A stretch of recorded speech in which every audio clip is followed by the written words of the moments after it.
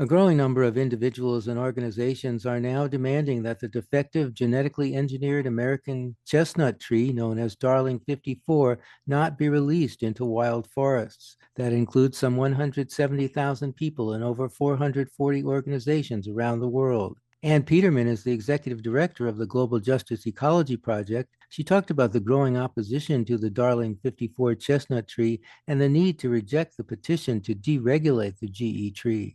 We have been working on the problem of genetically engineered trees for over 20 years, let's just say.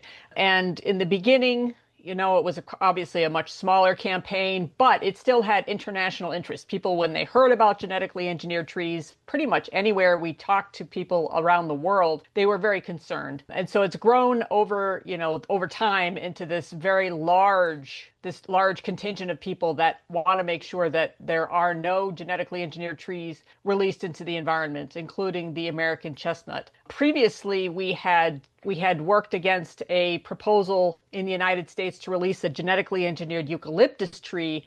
And when that comment period happened, there were over 250,000 comments that we sent in saying that people did not want to have these genetically engineered eucalyptus trees. So industry came back with this genetically engineered chestnut tree, which they said was for restoration of the forest, as a way to somehow try to convince people that genetically engineered trees could be used for an altruistic purpose. But, as we've seen with this most recent comment period and the response that we were able to generate for that one, which was more than 170,000 people saying no to this genetically engineered tree, clearly the public, there's still overwhelming public opposition to the idea of genetically engineered trees, whether it's for so-called restoration, which is just a greenwash public relations scheme, or for industrial forestry, which is the real reason that trees are being genetically engineered.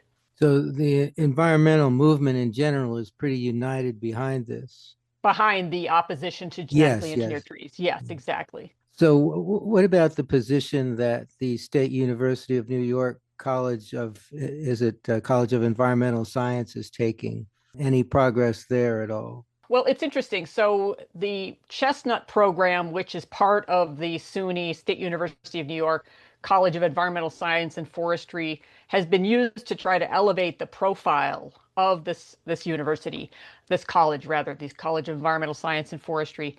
But the Chestnut program itself is just a piece of the university. So we've been trying to pressure the now head of that Chestnut program, Andy Newhouse, to withdraw this petition to the USDA to deregulate or legalize the unmonitored release of this genetically engineered American chestnut into wild forests. And now we're finding out that this chestnut program has a license with a for-profit company to sell these what are actually defective genetically engineered trees to the public for a profit. And that is quite alarming to us and I think ethically dubious. That's Ann Petermann of the Global Justice Ecology Project.